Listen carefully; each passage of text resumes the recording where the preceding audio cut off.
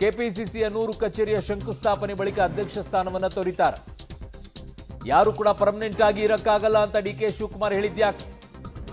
ಈಗಾಗಲೇ 2.5 ವರ್ಷ ಆಯಿತು. ಬೇರೆಯವರಿಗೆ ಅವಕಾಶ ಮಾಡಿಕೊಡ್ಬೇಕಲ್ವಾ ಅನ್ನುವಂತ ಮಾತನಾಡಿದ್ದಾರೆ.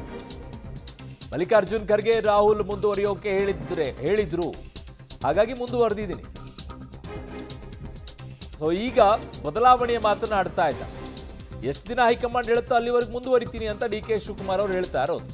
ಹಾಗಾಗಿ ಕೆಪಿಸಿಸಿಯ 100 ಕಚೇರಿ ಶಂಕುಸ್ಥಾಪನೆ ಬಳಿಕ ಅಧ್ಯಕ್ಷ ಸ್ಥಾನವನ್ನ ತೋರಿತಾರಾ ಅನ್ನುವಂಥದ್ದಿದೆ.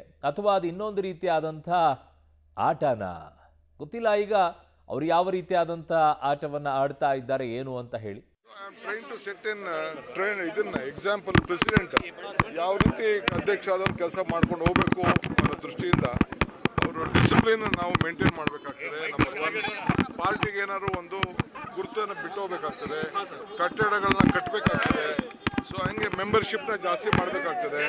ಇವೆಲ್ಲ ಪಕ್ಷಕ್ಕೆ ಏನೇನು ಬೇಕೋ ಅದನ್ನು ನಾನು ಹೇಳ್ತಾ ಇದ್ದೀನಿ ಹೊತ್ತು ಬೇರೆ ಏನಿಲ್ಲ. ನಾನು ತ್ಯಾಗ ಓಡೋಗೋ ಮನುಷ್ಯ ಅಲ್ಲ. ಎಲ್ಲಿವರೆಗೂ ನನಗೆ ಗಾಂಧಿ ಕುಟುಂಬ ಮತ್ತು ಕಾಂಗ್ರೆಸ್ ಪಕ್ಷದ ಅಧ್ಯಕ್ಷರು ಕೆಲಸ ಮಾಡ್ಕೊಂಡು ಹೋಗು ಅಂತ ಹೇಳ್ತಾರೋ ಆ ಕೆಲಸವನ್ನು ನಾನು ಮಾಡ್ಕೊಂಡು ಹೋಗ್ತೀನಿ. So I am train to set in train ಇದನ್ನ ಎಕ್ಸಾಂಪಲ್ ಪ್ರೆಸಿಡೆಂಟ್ ಯಾವ ರೀತಿ ಅಧ್ಯಕ್ಷ ಆದವ್ರು ಕೆಲಸ ಮಾಡ್ಕೊಂಡು ಹೋಗ್ಬೇಕು ಅನ್ನೋ ದೃಷ್ಟಿಯಿಂದ ಅವರು ಡಿಸಿಪ್ಲಿನ್ ನಾವು ಮೇಂಟೈನ್ ಮಾಡಬೇಕಾಗ್ತದೆ. ನಮ್ಮ ಪಾರ್ಟಿಗೆ ಏನಾದ್ರು ಒಂದು ಗುರುತನ್ನು ಬಿಟ್ಟು ಹೋಗ್ಬೇಕಾಗ್ತದೆ, ಕಟ್ಟಡಗಳನ್ನ ಕಟ್ಟಬೇಕಾಗ್ತದೆ.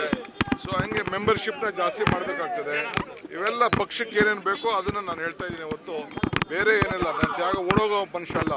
ಎಲ್ಲಿವರೆಗೂ ನನಗೆ ಗಾಂಧಿ ಕುಟುಂಬ ಮತ್ತು ಕಾಂಗ್ರೆಸ್ ಪಕ್ಷದ ಅಧ್ಯಕ್ಷರು ಕೆಲಸ ಮಾಡ್ಕೊಂಡು ಹೋಗು ಅಂತ ಹೇಳ್ತಾರೋ ಆ ಕೆಲಸವನ್ನು ನಾನು ಮಾಡ್ಕೊಂಡು ಹೋಗ್ತೀನಿ.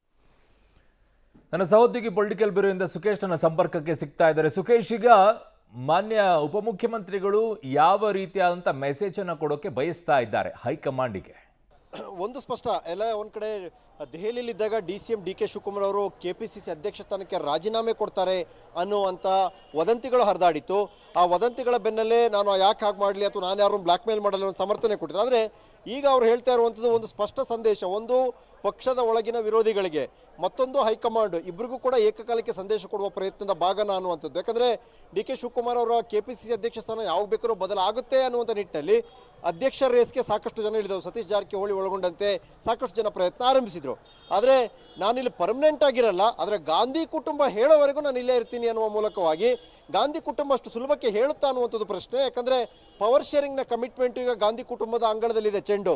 ಅವರು ಅದನ್ನು ತೆಗೆದುಕೊಂಡು ಇದನ್ನು ಬಿಡಿ ಅಂತ ಹೇಳಬೇಕೆ ಹೊರತು ಬೇರೆ ಏನು ಹೇಳುವ ಪರಿಸ್ಥಿತಿಯಲ್ಲಿ ಈಗ ಹೈಕಮಾಂಡ್ ಇದ್ದಂತೆ ಇಲ್ಲ ಸದ್ಯಕ್ಕೆ.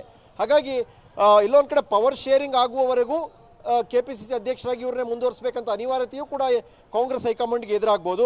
ಆ ಒಂದು ವಿಚಾರ ಬಹುಶಃ DK ಶಿವಕುಮಾರ್ ತುಂಬ ಚೆನ್ನಾಗಿ ಅರ್ಥ ಆದಂತೆ ಕಾಣಿಸ್ತಾ ಇದೆ.